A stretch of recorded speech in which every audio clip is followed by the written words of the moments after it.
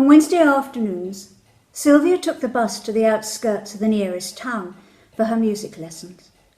Because of her docile manner, she did not complain of the misery in Miss Harrison's darkened parlour, sitting at the old-fashioned piano, listening mutely to exasperated railings about her, Sylvia's lack of aptitude or concentration.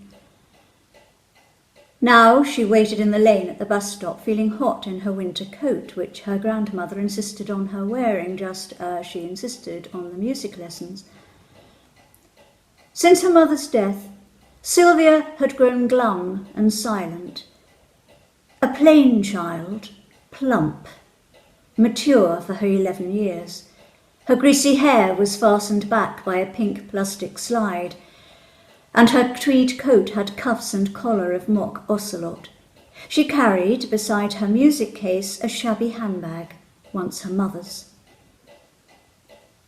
The bus came slowly down the road, and Sylvia climbed on and sat down on the long seat by the door.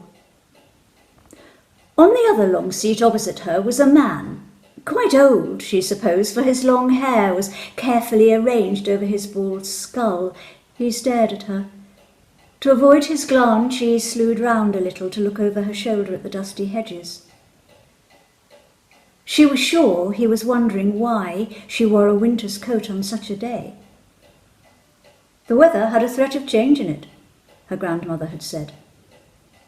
Yes, it is very warm, the man suddenly said, as if agreeing with someone else's remark. She turned, her face reddened, but she said nothing. After a while, she began to wonder if it would be worth getting off at the fair stage before the end of her journey and walk the rest of the way. She could spend the money on a lolly. She had to waste half an hour before her lesson and must wander about somewhere. It would be better to be wandering about with a lolly to suck. Her grandmother did not allow her to eat sweets. I believe I have seen you before, the man said. Either wending your way to or from a music lesson, I suppose, he said, looking knowingly at her music case. 2, she said sullenly. He went on. I take it that you play the piano. You don't seem to have no instruments secreted about your person. She did not know what he meant, and stared out of the window, frowning, feeling so hot and anguished. And what is your name? He asked. We shall have to keep it in mind for the future when you are famous.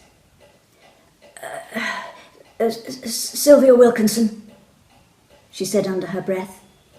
Not bad, Sylvia. One day I shall boast that I met the great Sylvia Wilkinson on a bus one summer's afternoon. Name dropping, you know.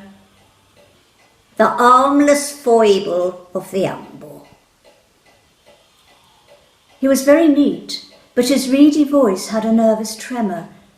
All this time he had held an unlighted cigarette in his hand and gesticulated with it. I expect at school you sing, "Who is Sylvia?" do you? She shook her head without looking at him, and to her horror, he began to sing quaveringly. Who is Sylvia? What is she?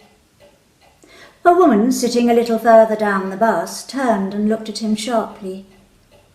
He went on singing it, wagging his cigarette in time. The woman turned again and gave a longer stare. She was homely looking, Sylvia decided, in spite of her hair going very dark at the roots. She had a comfortable, protective manner. Suddenly he broke off his singing and returned her stare. I take it, madam, that you do not appreciate my singing. I should think it's hardly the place, she said. That's all, and turned her head away. Hardly the place. Oh, on a fair summer's afternoon, while we bow merrily along the lanes, hardly the place to expect one's joy in living. Oh, I am sorry, he said to Sylvia. I had not realised we were going to a funeral. I hope you don't mind my chatting to you. I'm fond of children. I am known as being good with them. I treat them on my own level, as one should. Sylvia stared out of the window, twisted round in her seat, her head aching with the stillness of her eyes. A wasp zigzagged across her and settled on the front of her coat. She was obliged to turn. She sat, rigid, her head held back, her chin tucked in.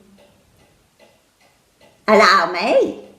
The awful man reached across the bus and flapped a crumpled handkerchief at her. The wasp began to dart about her face. The bus conductor came between them, stood still for a moment, clapped his hands decisively together, and the wasp fell dead to the ground. "Oh, thank you," Sylvia said to him, but not to the other. They were passing bungalows now, newly built with unmade gardens. Looking directly ahead of her, Sylvia got up and went to the platform of the bus, ready for the stopping place. Beyond the bus shelter, she knew there was a little general shop. She would comfort herself with a bright red lolly on a stick. She crossed the road and stood looking in the window. There was a notice about ice creams, but she had not enough money. The now familiar and dreaded voice came from beside her. Would you care to partake of an ice this hot afternoon? He stood between her and the shop. An ice? He repeated, holding his head on one side, looking at her imploringly. If she said yes, she could at least get inside the shop. Someone must be there to serve, whose protection she might depend on. Words of warning from her grandmother came into her head, cautionary tales dark with unpleasant hints. She felt a hand lightly but firmly touch her shoulder. It was the glaring woman from the bus she was relieved to see. Haven't you ever been told not to talk to strangers? She asked Sylvia, calm common sense in her brusqueness. You better be careful, she said to the man.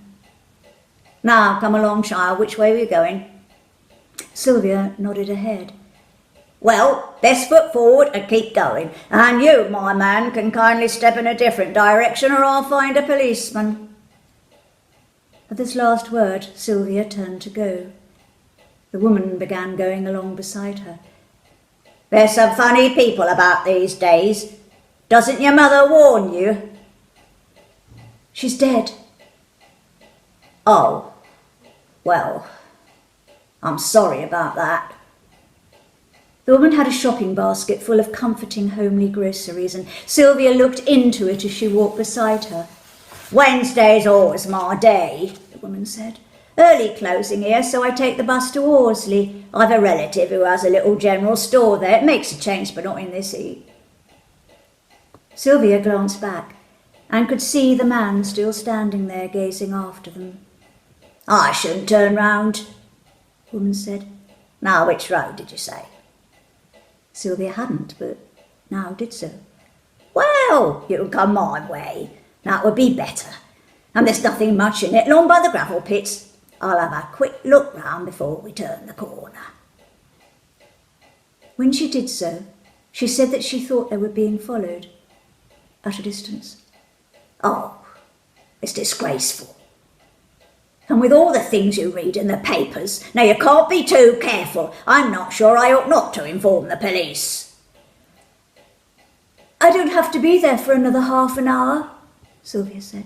Oh, I'm going to give you a nice cup of tea and make sure you're all right. Now, don't you worry. She turned in at the gate of a little red brick house. It was ugly, but very neat and surrounded by hollyhocks.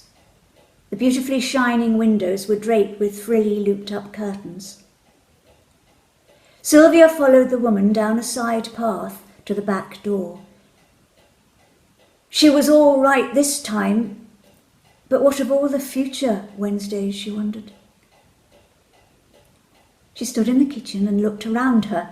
It was clean and cool. A budgerigar hopped in a cage, and She ran her fingernail along the wires. "Oh, there's my baby boy, my little Joey," the woman said as she held the kettle under the tap. "You'll feel better when you've had a cup of tea," she added. "It's very kind of you." "Well, any woman would do the same. Now there's a packet of Oval Marie in my basket. If you'd like to open them, put them on this plate." Sylvia was glad to do something. She arranged the biscuits carefully on the rose-patterned plate. "It's very nice here," she said. Her grandmother's house, Miss Harrison's even more so, smelled stuffy of thick curtains and old furniture. She did not go into many houses. She was seldom invited anywhere. She was a dull girl whom nobody liked very much, and she knew it. "I must have everything sweet and fresh," the woman said, and the kettle began to sing. Sylvia stared at the flypaper hanging in the window, the only disconcerting thing in the room. Some of the flies were still half alive and striving hopelessly to free themselves, but they were caught forever. She heard footsteps on the path, but the woman did not seem to hear or lift her head. She was spooning tea into the teapot. "Oh, just in time, Herbert." Sylvia turned as the door opened. With astonished horror, she saw the man from the bus step confidently into the room. "Ah, well done, Mabel," he said, closing the door behind him. "Now don't forget one for the pot."